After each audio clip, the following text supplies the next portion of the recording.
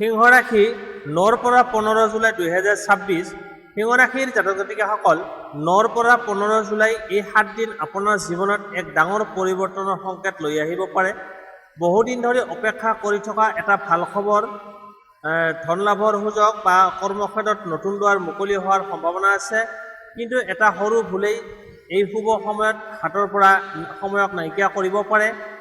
এই সপ্তাহত কোন দিনটো আটাইতকৈ ভাগ্যশালী, কোন ব্যক্তিক বিশ্বাস কৰিব লাগে, প্ৰেম, টকা পইচা, চাকৰি, ব্যৱসায়, স্বাস্থ্য আৰু শুভ প্ৰতিকাৰৰ সম্পূৰ্ণ বিশ্লেষণ জানিবলৈ এই ভিডিঅ'টো শেষলৈকে নিশ্চয় চাই থাকিব। প্ৰথমতে আহিছোঁ ধন সম্পত্তি। সিংহ ৰাশিৰ ব্যক্তিসকলৰ বাবে এই সপ্তাহত টকা পইচাৰ ক্ষেত্ৰত মধ্যমীয়া কিন্তু আশাব্যঞ্জক পৰিস্থিতি দেখা যাব পাৰে। আগতে কৰা পৰিশ্ৰমৰ ফলত কিছুমান আৰ্থিক সুযোগ লাভ হোৱাৰ সম্ভাৱনা আছে। যদি আপুনি চাকৰিত আছে তেন্তে কোনো অতিৰিক্ত দায়িত্ব বা নতুন সুযোগে ভৱিষ্যতে ইনকাম বৃদ্ধি কৰাৰ পথ মুকলি কৰিব পাৰে। ব্যৱসায়ীসকলৰ ক্ষেত্ৰত গ্ৰাহকৰ সঁহাৰি লাহে লাহে উন্নত হোৱাৰ সম্ভাৱনা আছে। এই সপ্তাহত ইনকাম হ'লেও সকলো টকা একেলগে খৰচ নকৰিব। বাজেট অনুসৰি চলিবলৈ চেষ্টা কৰক। অপ্ৰয়োজনীয় বস্তু কিনা বা কেৱল আৱেগৰ বশৱৰ্তী হৈ ধন খৰচ কৰিলে পিছত অনুশোচনা হ'ব পাৰে। যদি আপুনি নতুন ইনভেষ্ট, ঘৰ, মাটি বা অন্য সম্পত্তি সম্পৰ্কীয় সিদ্ধান্ত ল'ব বিচাৰে তেন্তে সকলো নথিপত্ৰ ভালদৰে পৰীক্ষা কৰি বিশেষজ্ঞৰ পৰামৰ্শ লোৱাটো বুদ্ধিমানৰ কাম হ'ব। কেৱল শুনা কথাৰ ওপৰত ভিত্তি কৰি কোনো আৰ্থিক সিদ্ধান্ত লোৱাটো এৰাই চলক। ধাৰ দিয়া বা ধাৰ লোৱাৰ ক্ষেত্ৰত সাৱধান হওক। আপোনাৰ বিশ্বাসৰ সুযোগ লৈ কোনোবাই আৰ্থিক অসুবিধাত পেলাবলৈ চেষ্টা কৰিব পাৰে। গতিকে লিখিত প্ৰমাণ অবিহনে ডাঙৰ পৰিমাণৰ লেনদেন নকৰাই ভাল। এই সপ্তাহত সঞ্চয়ৰ ওপৰত বিশেষ গুৰুত্ব দিয়ক। সৰু সৰু সঞ্চয়েও ভৱিষ্যতে ডাঙৰ সহায় হ'ব পাৰে। যদি আপুনি নিজৰ ইনকামৰ এটা অংশ নিয়মিতভাৱে সাঁচি ৰাখে তেন্তে আগন্তুক সময়ত আৰ্থিক স্থিৰতা অধিক মজবুত হ'ব পাৰে। সপ্তাহৰ মাজভাগত কোনো পুৰণি ধন উভতাই পোৱা বা বহুদিন ধৰি ৰৈ থকা কোনো আৰ্থিক বিষয়ত অগ্ৰগতি হোৱা দেখা যাব পাৰে। কিন্তু লাভৰ লোভত পৰি উচ্চ লাভৰ আঁচনিত ধন লগোৱাৰ আগতে ভালদৰে চিন্তা কৰক। মুঠতে এই সপ্তাহত টকা পইচাৰ ক্ষেত্ৰত ধৈৰ্য, পৰিকল্পনা আৰু নিয়ন্ত্ৰিত খৰচেই আপোনাৰ আটাইতকৈ ডাঙৰ শক্তি হ'ব পাৰে। বিচক্ষণ সিদ্ধান্তই আগন্তুক দিনত আৰ্থিক ভেটি অধিক শক্তিশালী কৰাত সহায় কৰিব পাৰে। তাৰপিছত আহিছোঁ প্ৰেম আৰু দাম্পত্য জীৱন। সিংহ ৰাশিৰ ব্যক্তিসকলৰ বাবে এই সপ্তাহত প্ৰেম আৰু দাম্পত্য জীৱনত আন্তৰিকতা বৃদ্ধি কৰাৰ সুযোগ আহিব পাৰে। ব্যস্ততাৰ মাজতো যদি আপুনি আপোনাৰ সঙ্গীক সময় দিয়ে আৰু খোলাখুলিকৈ কথা পাতে তেন্তে ভুল বুজাবুজি কমি সম্পৰ্ক অধিক মজবুত হ'ব পাৰে। যিসকল অবিবাহিত তেওঁলোকৰ বাবে নতুন মানুহৰ সৈতে চিনাকি বা বন্ধুত্বৰ সুযোগ সৃষ্টি হ'ব পাৰে। কিন্তু কেৱল প্ৰথম ধাৰণাৰ ওপৰত ভিত্তি কৰি ডাঙৰ সিদ্ধান্ত নল'ব। সময় লৈ মানুহজনক ভালদৰে চিনি লোৱাটোৱেই বুদ্ধিমত্তাৰ কাম হ'ব। যিসকল ইতিমধ্যে প্ৰেমৰ সম্পৰ্কত আছে তেওঁলোকৰ বাবে এই সপ্তাহত সৰু সুৰা মতভেদ হ'ব পাৰে। অহংকাৰ বা খঙত কোৱা কথাই সম্পৰ্কত দূৰত্ব আনিব পাৰে। সেয়েহে ধৈৰ্য ধৰি কথা শুনা আৰু বুজাবুজিয়ে সমস্যাৰ সমাধান কৰাৰ চেষ্টা কৰক। বিবাহিতসকলৰ ক্ষেত্ৰত পৰিয়ালৰ দায়িত্ব, আৰ্থিক বিষয় বা সময়ৰ অভাৱক লৈ কিছু প্ৰেছাৰ অনুভৱ হ'ব পাৰে। কিন্তু দুয়োজনে একেলগে আলোচনা কৰি সিদ্ধান্ত ল'লে এই সমস্যাবোৰ সহজে সমাধান কৰিব পাৰিব। সংগীৰ অনুভূতিক সন্মান দিয়ক আৰু সৰু সৰু কথাত কৃতজ্ঞতা প্ৰকাশ কৰক। এই সপ্তাহত পুৰণি কোনো অভিমান বা ভুল বুজাবুজি দূৰ কৰাৰ বাবে সময় অনুকূল হ'ব পাৰে। যদি আপুনি আগবাঢ়ি আন্তৰিকতাৰে কথা কয় তেন্তে সম্পৰ্কত পুনৰ উষ্ণতা ঘূৰি আহিব পাৰে। সপ্তাহৰ শেষৰ ফালে একেলগে সময় কটোৱা, সৰু ভ্ৰমণ বা পৰিয়ালৰ সৈতে কোনো আনন্দময় মুহূৰ্ত কটোৱাৰ সুযোগ আহিব পাৰে। এই মুহূৰ্তবোৰে সম্পৰ্কক আৰু অধিক শক্তিশালী কৰিব। মুঠতে এই সপ্তাহত প্ৰেম আৰু দাম্পত্য জীৱনৰ মূল মন্ত্ৰ হ'ল বিশ্বাস, ধৈৰ্য, সন্মান আৰু খোলাখুলিকৈ যোগাযোগ। এই গুণবোৰ বজাই ৰাখিলে সম্পৰ্ক অধিক সুন্দৰ আৰু স্থিৰ হৈ থাকিব। এতিয়া আহিছোঁ কৰ্মজীৱন, চাকৰি আৰু ব্যৱসায়। সিংহ ৰাশিৰ জাতক জাতিকাসকলৰ বাবে এই সপ্তাহত কৰ্মজীৱনত নিজৰ দক্ষতা আৰু নেতৃত্বৰ গুণ দেখুওৱাৰ সুযোগ আহিব পাৰে। বহুদিন ধৰি কৰি অহা পৰিশ্ৰমৰ মূল্য লাহে লাহে পোৱা আৰম্ভ হ'ব পাৰে। কিন্তু সফলতা লাভ কৰিবলৈ নিয়ম শৃংখলা আৰু ধৈৰ্য বজাই ৰখাটো অতি প্ৰয়োজনীয় হ'ব। চাকৰিয়ালসকলৰ বাবে এই সপ্তাহত নতুন দায়িত্ব বা গুৰুত্বপূৰ্ণ কাম আহিব পাৰে। আৰম্ভণিতে কামৰ প্ৰেছাৰ বেছি যেন লাগিলেও সঠিক পৰিকল্পনাৰে আগবাঢ়িলে ঊৰ্ধ্বতন বিষয়াসকলৰ বিশ্বাস আৰু প্ৰশংসা লাভ কৰাৰ সম্ভাৱনা আছে। সহকৰ্মীৰ সৈতে অপ্ৰয়োজনীয় তৰ্ক বা অহংকাৰ এৰাই চলক, কাৰণ দলীয় কামেই আপোনাৰ সফলতাত ডাঙৰ ভূমিকা গ্ৰহণ কৰিব। যিসকলে নতুন চাকৰি বিচাৰি আছে তেওঁলোকৰ বাবে আবেদন, সাক্ষাৎকাৰ বা নতুন যোগাযোগৰ ক্ষেত্ৰত ইতিবাচক অগ্ৰগতি হোৱাৰ সম্ভাৱনা আছে। যদিও ফলাফল তৎক্ষণাত নাহিব পাৰে, ধৈৰ্য ধৰি চেষ্টা অব্যাহত ৰাখিলে আগন্তুক সময়ত ভাল সুযোগ লাভ কৰিব পাৰে। ব্যৱসায়ীসকলৰ বাবে এই সপ্তাহত নতুন গ্ৰাহক, নতুন অৰ্ডাৰ বা নতুন অংশীদাৰৰ সৈতে যোগাযোগৰ সুযোগ সৃষ্টি হ'ব পাৰে। কিন্তু কোনো চুক্তি কৰাৰ আগতে সকলো চৰ্ত বা নথিপত্ৰ ভালদৰে পৰীক্ষা কৰক। কেৱল মুখৰ কথাত বিশ্বাস কৰি ডাঙৰ ব্যৱসায়িক সিদ্ধান্ত নল'ব।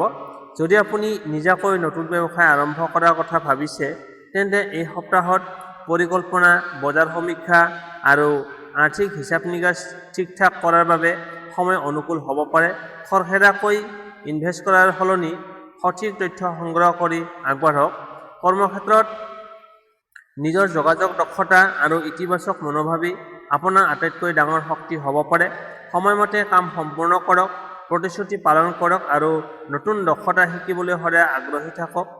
এই অভ্যাসবোৰে আপোনাৰ ভৱিষ্যতৰ উন্নতিৰ পথ সুগম কৰিব পাৰে। মুঠতে এই সপ্তাহত কৰ্মজীৱন, চাকৰি আৰু ব্যৱসায়ত পৰিশ্ৰম, বিচক্ষণ সিদ্ধান্ত আৰু ধৈৰ্য বজাই ৰাখিলে নতুন সুযোগৰ দুৱাৰ মুকলি হোৱাৰ সম্ভাৱনা আছে। তাৰপিছত হৈছে আপোনাৰ স্বাস্থ্য আৰু শিক্ষা ক্ষেত্ৰ। এই সপ্তাহত স্বাস্থ্যৰ ক্ষেত্ৰত সজাগ হৈ থকাটো প্ৰয়োজনীয় হ'ব পাৰে। কামৰ ব্যস্ততা আৰু মানসিক চাপৰ বাবে শৰীৰত ভাগৰুৱা অনুভৱ কৰিব পাৰে। সেয়েহে পৰ্যাপ্ত পৰিমাণে ৰেষ্ট লোৱা, সময়মতে আহাৰ খোৱা আৰু পৰ্যাপ্ত পৰিমাণে পানী খোৱাত গুৰুত্ব দিয়ক। অনিয়মীয়া জীৱনশৈলী, অতিমাত্ৰা তেল মছলাযুক্ত খাদ্য বা কম টোপনিয়ে শৰীৰত অস্বস্তি আনিব পাৰে। নিয়মীয়াকৈ খোজকঢ়া, সৰু-সুৰা ব্যায়াম, যোগ ধ্যানৰ দৰে অভ্যাসে শাৰীৰিক আৰু মানসিক সুস্থতা বজাই ৰখাত সহায় কৰিব পাৰে। যদি আপুনি আগৰে পৰা কোনো স্বাস্থ্যজনিত সমস্যাত ভুগি আছে, তেন্তে এই সপ্তাহত ঔষধ বা চিকিৎসকৰ পৰামৰ্শ অৱহেলা নকৰিব। সামান্য অসুবিধাক অপেক্ষা কৰাৰ সলনি সময়মতে যত্ন লোৱাটোৱেই ভাল। শিক্ষাৰ্থীসকলৰ বাবে এই সপ্তাহত মনোযোগ আৰু একাগ্ৰতা বৃদ্ধি কৰাৰ সুযোগ থাকিব। যিসকলে পৰীক্ষা, প্ৰতিযোগিতামূলক পৰীক্ষা বা সাক্ষাৎকাৰৰ প্ৰস্তুতি লৈ আছে, তেওঁলোকে নিয়মীয়া অধ্যয়ন বা পুনৰাবৃত্তিৰ ওপৰত গুৰুত্ব দিলে ভাল ফলাফল লাভ কৰাৰ সম্ভাৱনা বৃদ্ধি পাব। মোবাইল, সামাজিক মাধ্যম বা অপ্ৰয়োজনীয় কামত অত্যধিক সময় নষ্ট নকৰি অধ্যয়নৰ বাবে নিৰ্দিষ্ট সময়সূচী তৈয়াৰ কৰক। শিক্ষক, অভিভাৱক বা অভিজ্ঞ ব্যক্তিৰ পৰামৰ্শ মানি চলিলে নতুন বিষয় সহজে বুজিবলৈ সুবিধা হ'ব পাৰে। এই সপ্তাহত নতুন দক্ষতা শিকা, অনলাইন পাঠ্যক্ৰম আৰম্ভ কৰা বা নিজৰ জ্ঞান বৃদ্ধি কৰাৰ ক্ষেত্ৰতো ইতিবাচক অগ্ৰগতি হ'ব পাৰে। যিমানেই নিয়মিতভাৱে চেষ্টা কৰিব, সিমানেই আত্মবিশ্বাস বৃদ্ধি পাব। মুঠতে এই সপ্তাহত স্বাস্থ্যৰ ক্ষেত্ৰত নিয়মীয়া যত্ন আৰু শিক্ষাৰ ক্ষেত্ৰত একাগ্ৰতাই আপোনাৰ সফলতাৰ মূল চাবিকাঠি হ'ব পাৰে। এতিয়া এই সপ্তাহত সিংহ ৰাশিৰ বাবে কোনটো সৰু ভুল এৰাই চলা উচিত? খৰখেদাকৈ কোনো আৰ্থিক বা কৰ্মজীৱনৰ সিদ্ধান্ত নল'ব। খং বা অহংকাৰৰ কোনো কথাই সম্পৰ্ক আৰু কৰ্মক্ষেত্ৰত সমস্যাৰ সৃষ্টি কৰিব পাৰে। নথিপত্ৰ নপঢ়াকৈ কোনো চুক্তি বা লেনদেনত সন্মতি নিদিব। অপ্ৰয়োজনীয় খৰচ বা অচিনাকি লোকৰ মিঠা কথাত সহজে বিশ্বাস নকৰিব। নিজৰ স্বাস্থ্য আৰু বিশ্ৰামক অৱহেলা নকৰিব। এই সপ্তাহত কোনটো দিন তুলনামূলকভাৱে শুভ হ'ব পাৰে?